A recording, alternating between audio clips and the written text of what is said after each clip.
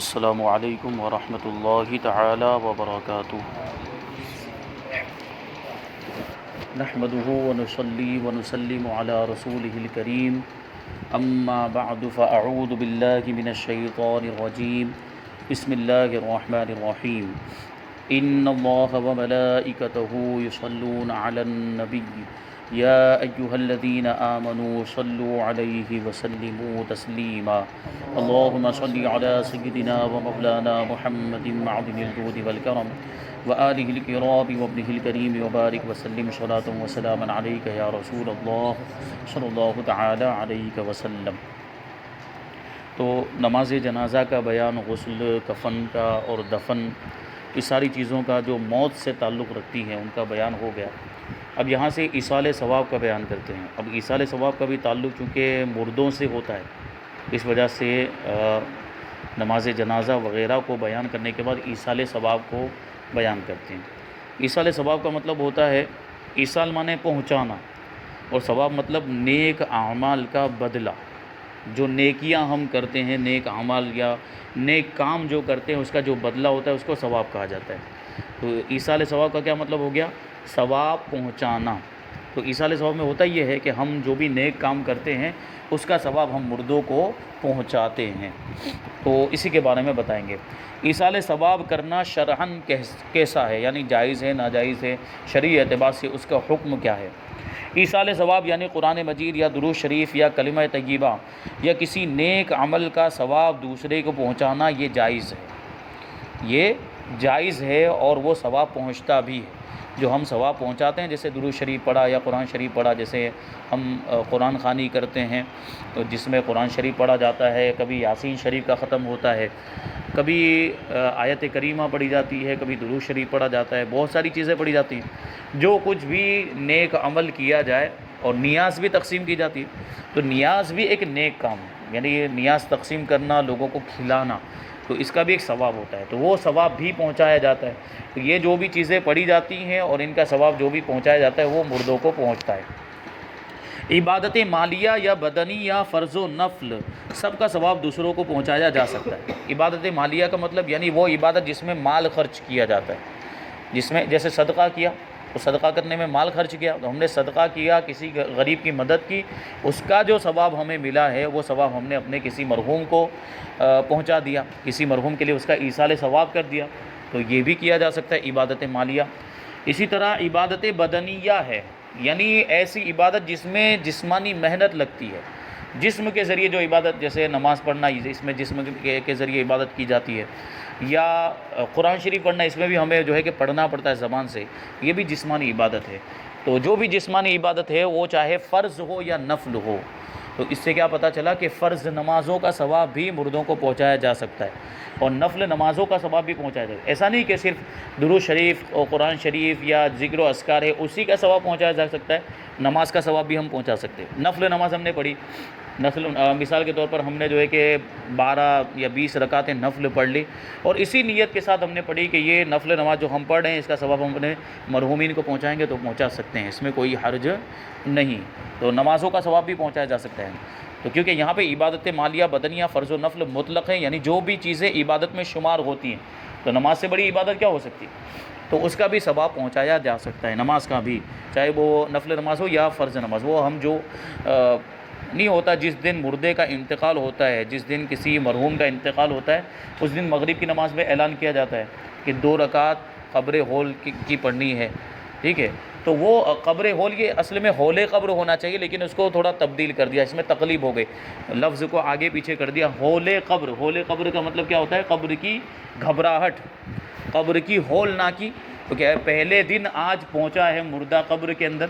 دنیا کے اندر اگر کسی اجنبی جگہ پر انسان چلا جاتا ہے تو اس کو وحشت ہوتی ہے، گھبراہٹ ہوتی ہے، تو قبر تو پھر کیسی، مطلب وہاں تو اندھیرا ہوگا، اور اتنا چھوٹا سا وہ مکان ہے، وہ سمجھے چھوٹا سا گھر کہہ لیجئے، اتنی چھوٹی سی جگہ میں وہ ہوگا، جبکہ یہ بھی فرمائے گا کہ گنہگار کو تو قبر دباتی بھی ہے، تو اور زیادہ وہ تنگ ہو جائے گی جگہ، تو اس کی گھبراہٹ کیسی ہوگی اس وقت؟ تو وہ 2 رکعت اسی وجہ سے جو ہے کہ وہ پڑھی جاتی ہے، تاکہ پہلا دن ہے قبر کے اندر، وہ قبر کی جو ہولناکی ہے، گھبراہٹ ہے، وحشت ہے، وہ دور ہو جائے اس 2 رکعت کی برکت سے۔ تو اہل سنت و جماعت کے اندر جو طریقے رائج ہیں یہ بہت ہی پیارے اور اچھے طریقے ہیں، اور ان میں دنیا کے بھی فائدے ہیں اور آخرت کے بھی فائدے ہیں۔ تو زندوں کے ایصال ثواب سے مردوں کو فائدہ پہنچتا ہے۔ کتب فقہ و عقائد میں اس کی تصریح مذکور ہے، یعنی اس کو صراحت کے ساتھ صاف طور پر کتابوں کے اندر بیان کیا گیا ہے کہ یہ ایصال ثواب جو ہے یہ جائز ہے۔ ہدایہ اور شرح عقائد نصفی میں اس کا بیان موجود ہے۔ ہدایہ یہ فقہ کی بہت بڑی کتاب ہے جو ہمارے مدرسوں کے اندر، دارالعلوم کے اندر بھی یہ کتاب پڑھائی جاتی ہے۔ اسی طرح شرح عقائد نصفی یہ عقائد کی کتاب ہے، یہ بھی پڑھائی جاتی ہے، اس میں بھی ایصال ثواب کا بیان موجود ہے۔ اس کو بدعت کہنا ہٹ دھرمی ہے،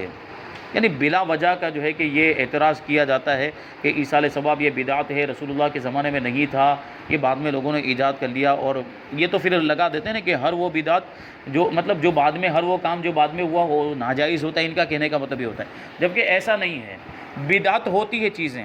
بدعت کا مطلب یہ ہوتا ہے جو حضور کے زمانے میں نہیں تھی، بعد میں ایجاد ہوئی، اس کو بدعت کہتے ہیں۔ لیکن ہر بدعت بری نہیں ہوتی، کچھ بدعتیں ایسی ہوتی ہیں جو اچھی بھی ہوتی ہیں، کچھ بدعتیں اچھی بھی ہوتی ہیں، بلکہ بعض بدعتیں ایسی ہوتی ہیں جن میں ثواب بھی ہوتا ہے،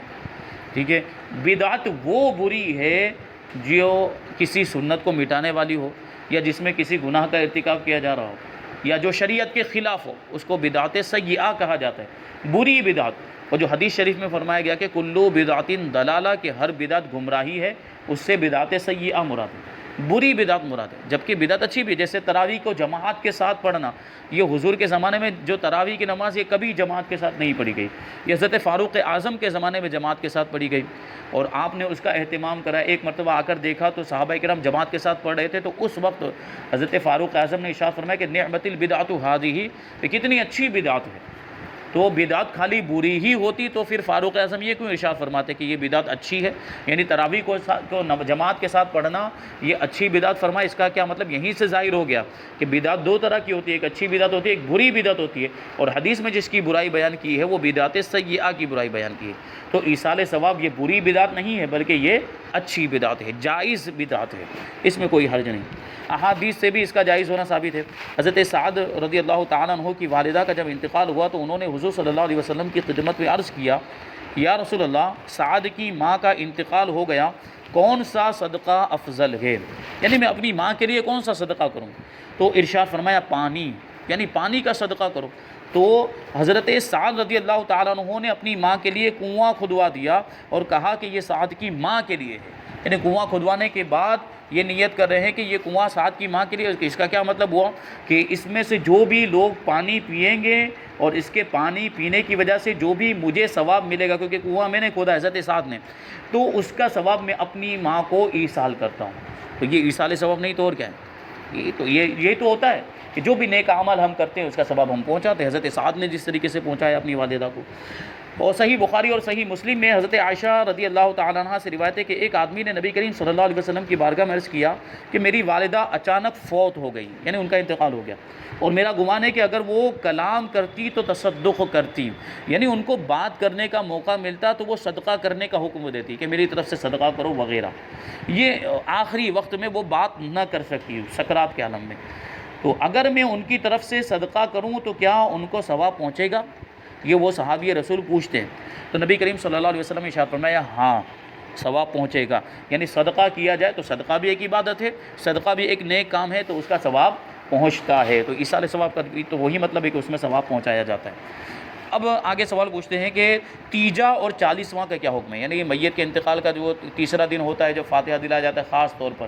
پھر جب 40 دن مکمل ہوتے ہیں جب بھی خاص طور پر فاتحہ دلایا جاتا ہے، چہلم وغیرہ ہوتا ہے اس میں، اس کو 40واں بھی کہا جاتا ہے۔ تو فرماتے ہیں یہ سب کرنا کیسا؟ تو جواب ہے کہ یہ ایصال ثواب ہی کی صورتیں ہیں۔ ان میں ہوتا ہے کیا ہے، تیجے میں بھی تو وہی فاتحہ وغیرہ قرآن خوانی ہوتی ہے، نیاز وغیرہ تیار کی جاتی ہے اور ان کو تقسیم کیا جاتا ہے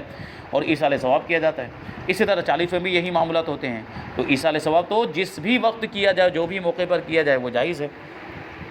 ٹھیک ہے۔ اب رہی تخصیصات، مثلا تیسرے دن یا 40ویں دن، یہ تخصیصات نہ شرعی تخصیصات ہیں نہ ان کو شرعی سمجھا جاتا ہے۔ تخصیصات کا مطلب کیا ہوا؟ یعنی خاص کر لینا، کہ اب تیسرے دن کو خاص کر لیتے ہیں تیجا منانے کے لیے، یعنی تیجے میت کے لیے ایصال ثواب کرنے کے لیے تیسرے دن کو خاص کر لیتے ہیں، یا 40ویں دن کو خاص کر لیتے ہیں۔ تو یہ جو تخصیص ہے، یعنی یہ جو خاص کرنا ہے، اس کا حکم کوئی شریعت میں نہیں آیا، شریعت کے اندر یہ حکم نہیں ہے کہ تیسرے دن ہی ایصال ثواب کرنا ہے، شریعت میں یہ حکم بھی نہیں ہے کہ 40ویں دن ہی ایصال ثواب کرنا ہے، یہ عرفی ہے، یعنی لوگوں نے اپنی طرف سے اس کو بنا لیا ہے اور اس کو شرعی سمجھتے بھی نہیں ہیں، یعنی اس کو شرعی حکم نہیں سمجھتے کہ شریعت نے یہ حکم دیا ہے ہم اس لیے یہ نتیجہ جو ہے کہ کرتے ہیں یا 40واں کرتے ہیں، یہ لوگوں کے ذہن میں یہ بات ہوتی بھی نہیں۔ پھر دوسری چیز ہے کہ اس کو ضروری بھی نہیں سمجھا جاتا، یعنی یہ بھی نہیں سمجھتے ہیں کہ اگر ہم تیجے کو ایصال ثواب کریں گے تبھی وہ ایصال ثواب ہوگا، اس کے علاوہ اگر دوسرے دن کریں گے تو نہیں ہوگا۔ اسی طرح 40ویں کے دن اگر ہم ایصال ثواب کریں گے تبھی وہ ایصال ثواب ہوگا، اس کے علاوہ دوسرے دن کریں گے تو نہیں ہوگا، ایسا نہیں ہے، بلکہ دوسرے دن میں بھی تو کرتے ہیں،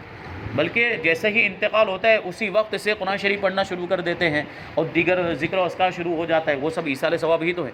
بلکہ ایک عرصے تک پڑھتے رہتے ہیں، ایک مہینے تک جو ہے کہ پڑھتے رہتے ہیں، یا 40ویں تک بعض اوقات پڑھتے رہتے ہیں۔ تو وہ 40واں اس لیے ہے کہ لوگ اس میں خاص طور پر ایصال ثواب کریں، خصوصیت اپنی سہولت کے لیے بھی کبھی یہ چیزیں ہوتی ہیں، تو یہ شرعی تخصیصات نہیں ہے اور ان کو شرعی تخصیصات سمجھا بھی نہیں جاتا۔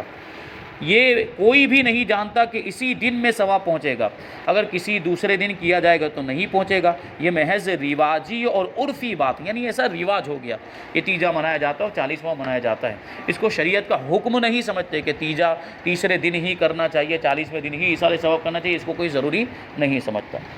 یہ جو رواجی اور عرفی باتیں جو اپنی سہولت کے لیے لوگوں نے کر رکھی ہے، بلکہ انتقال کے بعد ہی سے قرآن مجید کی تلاوت اور خیرات کا سلسلہ جاری ہو جاتا ہے، اکثر لوگوں کے یہاں اسی دن سے بہت دنوں تک یہ سلسلہ جاری رہتا ہے، یعنی انتقال کے دن ہی سے بہت دنوں تک لوگ پڑھتے ہی رہتے ہیں، تلاوت کرتے ہی رہتے ہیں، جب تک ان کا غم تازہ رہتا ہے، ان کی یاد آتی رہتی ہے، یا ویسے بھی اگر زیادہ عرصہ بھی گزر گیا تو بعض اوقات کیا ہوتا ہے کہ اچانک خیال آ جاتا ہے مرحوم کا اور یا ان کی یاد آ جاتی ہے تو پھر ایصال ثواب کرتے ہیں، یا کبھی بعض اوقات ایسا ہوتا ہے کہ خواب میں ان کو دیکھ لیا، جن کا انتقال ہوا ان کو خواب میں دیکھا تو خواب میں دیکھتے ہیں، پھر اس کے بعد ایصال ثواب کرتے ہیں۔ تو ایصال ثواب کے لیے کوئی وقت ہم نے جو ہے کہ فکس نہیں کیا ہوا ہے، ہمارے نزدیک تو جب بھی ایصال ثواب کیا جائے وہ جائز ہے، درست ہے،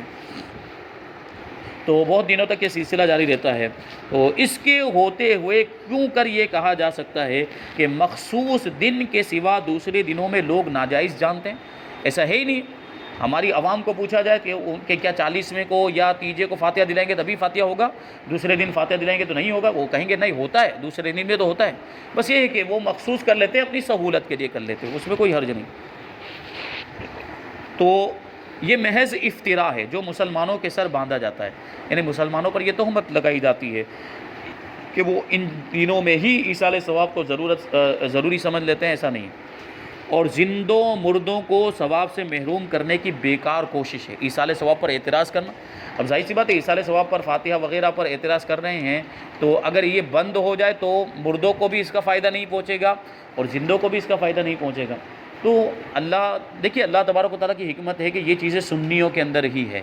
کیونکہ ان ساری چیزوں کا فائدہ ظاہر سی بات ایمان والوں کو ہی پہنچنے والا ہے، کافر تو کفر پہ مرا ہے، اس کا تو ان ساری چیزوں سے کوئی لینا دینا ہی نہیں ہے، تو یہ رواج بھی ہمارے درمیان ہی، اب یہ حکمت ہے آپ سمجھ لیں، کیونکہ ایمان والوں کو ہی فائدہ پہنچتا ہے اور سنی ہی ایمان والا ہے تو ان کو فائدہ پہنچتا ہے، اسی لیے وہ کیا بھی جاتا ہے سنیوں کے اندر، یہ اس کا رواج بھی ہے، اور ان کے یہاں اگر وہ کریں گے بھی تب بھی فائدہ نہیں پہنچے گا۔ وہابیہ جو کفری عقائد رکھتے ہیں، اگر وہ ہزاروں پارے پڑھ لیں یا جو ہے کہ کروڑوں کی تعداد میں درود شریف پڑھ لیں اور پھر وہ پہنچائے تو کافر کو ایصال ثواب نہیں ہو سکتا، کافر کو ایصال ثواب، بلکہ کافر کے لیے ایصال ثواب حرام فرمایا گیا، اور اگر اس نیت سے کریں کہ اس کو اس کا فائدہ پہنچے گا یا اس کی بخشش ہو جائے یا اس طرح سے کچھ اس طرح کی نیت کرے تو بعض علماء نے اس کو کفر بھی لکھا ہے ایصال ثواب کرنے کو، کافر کے لیے ایصال ثواب نہیں کیا جا سکتا، تو کافروں کو تو اس کا کوئی فائدہ پہنچتا ہی نہیں ہے، یہ تو مسلمانوں کے لیے ہے، ایمان والوں کے لیے ہے۔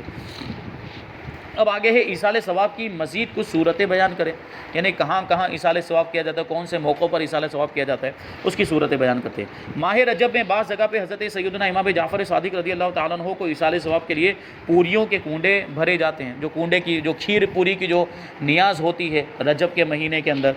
یہ بھی جائز ہے، مگر اس میں بعضوں نے اسی جگہ کھانے کی پابندی کر رکھی ہے، یعنی یہ اب ہماری مائیں بہنوں کی طرف سے بہت سارے کچھ ایسی چیزیں بھی ہوتی ہیں جو اپنی طرف سے وہ اضافہ کر دیتی، بڑھا دیتی ہیں، اب وہ کیا پابندی، یہیں پہ کھانا پڑے گا یا گھر لے کے نہیں جا سکتے، ایسے بھی معاملات ہوتے ہیں، یا دوسری جگہ، جیسے یہاں پر نیاز دلائے تو اس کو اب جگہ بدل نہیں سکتے، یہاں پہ رکھ کے نیاز دلائے فاتحہ پڑھا تو اب یہیں پہ بیٹھ کے سب کو کھانا پڑے گا، جگہ بھی چینج نہیں کر سکتے۔ تو یہ سب پابندیاں یہ فضول ہے، اس طرح کی پابندیاں لگانا غلط ہے، ایسی کوئی پابندی نہیں۔ وہ نیاز ہے مطلق نیاز، یعنی دوسری جس طرح سے نیازیں ہوتی ہیں یہ ویسے ہی ایک نیاز ہے، تو جس طرح دوسری نیازوں کو کہیں بھی کسی بھی جگہ پر، یعنی پاک جگہ پر ناپاک جگہ کی تو بات ہی نہیں ہے، وہ تو ہر کوئی سمجھتا ہے۔ تو جس طرح دوسری نیازوں کو ہر جگہ کھایا جا سکتا ہے، دوسری جگہ لے کے جا بھی سکتے، اسی طرح یہ کنڈے کی نیاز کو بھی لے کر جا سکتے ہیں۔ اور اسی طرح جو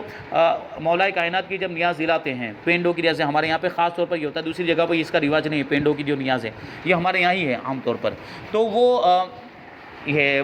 رمضان مبارک کی 21ویں شب میں یہ ہوتا ہے، تو اب اس میں بھی بعض خواتین نے اس طرح سے جو ہے کہ ضروری کھڑے کھڑے کھانا ہے، بیٹھ کر نہیں کھانا ہے، اور اس میں اس طرح کی چیزیں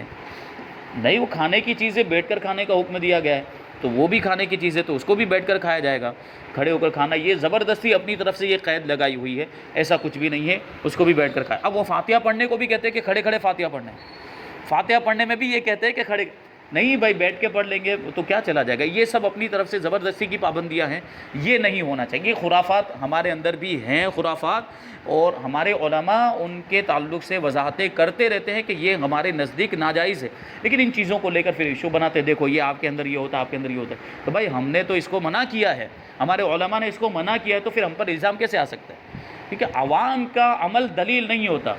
دلیل کیا ہوتا ہے؟ ہماری کتابوں میں کیا لکھا ہے، ہمارے علماء نے کیا لکھا ہے، وہ دلیل ہے۔ اعلیٰ حضرت رضی اللہ تعالیٰ عنہ نے بہت سے ایسے خرافات، بہت سی ایسی بدعتیں جو مسلمانوں کے اندر، سنیوں کے اندر بھی رائج ہو گئی، ان کا رد کیا ہے۔ فتاوی رضویہ کے اندر بہت ساری ایسی چیزیں لکھی ہوئی ہے جو سنیوں کے اندر غلط رائج ہو گئی ہیں، اور جن کو نہیں ہونا چاہیے، ناجائز کام ہیں، گناہوں کے کام ہیں، ان کا رد اور باقاعدہ ان کے تعلق سے کتابوں میں اعلیٰ حضرت رضی اللہ تعالیٰ نے لکھا ہے، اور دیگر علماء نے بھی لکھا ہے، ہمارے سنی علماء نے بھی لکھا ہے، تو ان کو دیکھا جائے، نہ کہ سنیوں کے عمل کو دیکھا جائے۔ ایسے تو عمل تو پھر کیسے کیسے بھی ہوتا ہے، اگر کوئی شراب پیتا ہے تو کیا ہم نے شراب کی اجازت دے دی؟ نہیں، شراب کیسے اجازت دی جا سکتی ہے؟ وہ اس کا عمل اس کے ساتھ ہے، شراب جو ہرگز جائز نہیں ہو سکتی ہے۔ تو اسی طرح دوسری چیزیں بھی ہیں جو خرافات ہوتے ہیں اس کے ہم ذمہ دار نہیں ہیں، تو یہ چیزیں، تو اس طرح کی بیجا پابندیاں نہیں لگا جائے۔ تو یہ کنڈوں کی نیاز ہوتی ہے۔ اس کنڈے کے متعلق ایک کتاب بھی ہے جس کا نام داستان عجیب ہے، اس موقع پر بعض لوگ اس کو پڑھواتے ہیں، اس میں جو کچھ بھی لکھا ہے اس کا کوئی ثبوت نہیں ہے، وہ نہ پڑھی جائے، فاتحہ دلا کر ایصال ثواب کریں، یعنی اس طرح کی کتابیں نہ پڑھی جائے جس کے اندر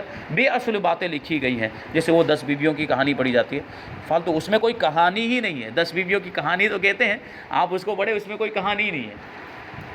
وہ بھی پڑھنا کوئی فائدہ نہیں ہے، اس کے پڑھنے کی بھی اجازت نہیں ہے، اس کے پڑھنے کے بجائے قرآن شریف پڑھ لے، اور کوئی اچھی چیز پڑھ لے، درود شریف پڑھ لے، یہ سب چیزیں پڑھیں۔ وہ ایسی کتابیں کیوں پڑھتے ہیں جس میں کوئی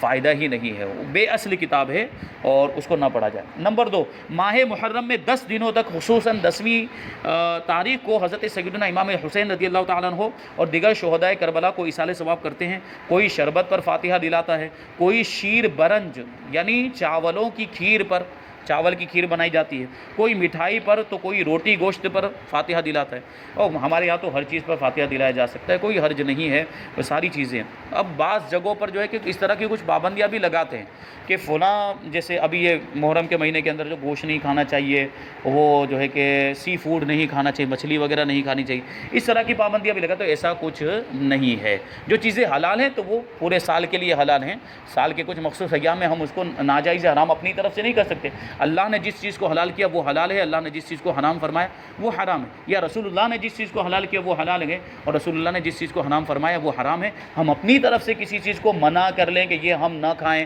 یا ہم اپنی طرف سے کسی چیز کو جو ناجائز ہے اس کو جائز کر لیں، اس کی ہرگز اجازت نہیں ہو سکتی۔ یہ شریعت پر جو ہے کہ اپنی طرف سے شریعت میں گھٹانا بڑھانا، یہ تو بہت بڑا گناہ ہے، اور اس کی ہرگز اجازت نہیں۔ تو جو بھی چیز ہو اس پر فاتحہ دلایا جا سکتا ہے، جس پر چاہو فاتحہ دلاؤ، یہ سب جائز ہے۔ ان کو جس طرح ایصال ثواب کرو مندوب ہے، مستحب، یعنی شہدائے کربلا کو۔ بہت سے پانی اور شربت کی سبیل بھی لگا دیتے ہیں، اور جاڑوں میں چائے پلاتے ہیں، کوئی کھچڑا پکواتا ہے، جو کار خیر کرو، یعنی جو بھی اچھا کام کرو وہ ثواب ہے، اور اس کو پہنچایا جائے تو یہ پہنچانا بھی بہت اچھی بات ہے۔ تو یہ ساری چیزیں، جیسے کھچڑا بھی، اب یہ تو ساری جگہ، یہ تو ہر جگہ رواج ہے، اور سبیل لگانے کا بھی رواج۔ اب جاڑوں کے موسم، یعنی اگر ٹھنڈی کے موسم ہے، جاڑوں کا موسم کا مطلب ٹھنڈی کے موسم میں کبھی محرم آ گئے، اور تو ہمارے یہاں تو اتنی ٹھنڈی نہیں ہوتی ہے، بعض دوسری جگہوں پہ جہاں پہ ٹھنڈی بہت زیادہ ہوتی ہے تو چائے پلائی جاتی ہے، اب وہاں شربت پلائیں گے تو ٹھنڈی کے موسم میں ٹھنڈی چیز پلائیں، یہ تو ظاہر سی بات حالات کے مناسب نہیں ہوتا، تو پھر چائے یعنی گرم چیز پلائی جاتی ہے، تو یہ بھی کیا جا سکتا ہے، وہ چائے پہ بھی فاتحہ دلا سکتے ہیں۔ تو ان سب کو ناجائز نہیں کہا جا سکتا۔ بعض جاہلوں میں مشہور ہے کہ محرم میں سوائے شہدائے کربلا کے دوسروں کی فاتحہ نہ دلائی جائے، یہ ان کا خیال بھی غلط ہے، یعنی شہدائے کربلا کا نام لیا جائے گا لیکن ان کے ساتھ دوسرے بزرگوں کے نام کا بھی فاتحہ کیا جا سکتا ہے، ایصال ثواب کیا جا سکتا ہے، کوئی حرج نہیں ہے۔ جس طرح دوسرے دنوں میں سب کی فاتحہ ہو سکتی ہے، ان دنوں میں بھی ہو سکتی ہے۔ نمبر 3، ماہ ربیع الاخر یعنی 11ویں شریف کا جو مہینہ ہوتا ہے اس کی 11ویں تاریخ، بلکہ ہر مہینے کی 11ویں تاریخ کو حضور سیدنا غوث اعظم رضی اللہ تعالیٰ عنہ کی فاتحہ دلائی جاتی ہے۔ یہ بھی ایصال ثواب کی ایک صورت ہے، بلکہ غوث پاک رضی اللہ تعالیٰ عنہ کی جب کبھی بھی فاتحہ ہوتی ہے، کسی بھی تاریخ میں ہو، عوام اسے 11ویں کی فاتحہ ہی بولتے ہیں، 11ویں کا فاتحہ دلایا، یہ ہوتا ہے ہمارے۔ یہ فاتحہ یہاں پہ مؤنث استعمال کر رہے ہیں، لیکن ہمارے علاقے میں، ہمارے عرف میں اس کو فاتحہ مذکر استعمال کرتے ہیں۔ یہ نمبر 4، ماہ رجب کی 6 تاریخ، رجب کے مہینے میں 6 تاریخ کو کن کا عرس آتا ہے؟ غریب نواز کا، بلکہ ہر مہینے کی 6 تاریخ کو حضور غریب نواز معین الدین چشتی اجمیری رضی اللہ تعالیٰ عنہ کی فاتحہ بھی یہ ایصال ثواب میں داخل ہے۔ اصحاب کہف کا توشہ، یا حضور غوث پاک رضی اللہ تعالیٰ عنہ کا توشہ، یا حضرت شیخ احمد عبدالحق ردولوی کا توشہ، یہ سب جائز ہے اور یہ سب ایصال ثواب میں داخل ہے۔ غوث پاک رضی اللہ تعالیٰ عنہ کا جو توشہ، اس کا ایک مخصوص طریقہ اعلیٰ حضرت رضی اللہ تعالیٰ عنہ نے اس کو بیان کیا کہ وہ سوزی سے بنایا جاتا ہے، اس میں کیا ڈالنا ہے، کاجو بادام وغیرہ جو بھی کچھ اس کے بنانے کا طریقہ بتایا گیا، وہ توشہ تیار کیا جاتا ہے، مخصوص اس کا بنانے کا طریقہ اور اس کا ایک فائدہ بھی ہے۔ نمبر 5، عرس بزرگان دین رضی اللہ تعالیٰ عنہم، جو ہر سال ان کے وصال کے دن ہوتا ہے، یہ بھی جائز ہے۔ بزرگوں کے وصال کا جو دن ہوتا ہے اس دن عرس منایا جاتا ہے۔ اب عرس کا مطلب ہوتا ہے خوشی، اور وصال تو ان کی وفات ہوئی تو یہ خوشی منانے کا موقع تو نہیں ہوتا، تو اس موقع پر خوشی کیوں منائی جاتی ہے، اس موقع پر عرس کیوں منایا جاتا ہے، اور عرس اس کو نام کیوں دیا جاتا ہے؟ عرس کا مطلب تو خوشی ہوتا ہے، تو یہ اس وجہ سے ہے کہ وہ یہاں سے، اس دنیا سے تشریف لے گئے، قبر میں رسول اللہ صلی اللہ علیہ وسلم سے ملاقات ہوئی، اور اللہ تبارک و تعالیٰ کا دیدار ان کو جنت میں نصیب ہوگا، تو اس سے بڑھ کے خوشی اور کیا ہو سکتی ہے؟ تو اس وجہ سے اس میں عرس منایا جاتا ہے۔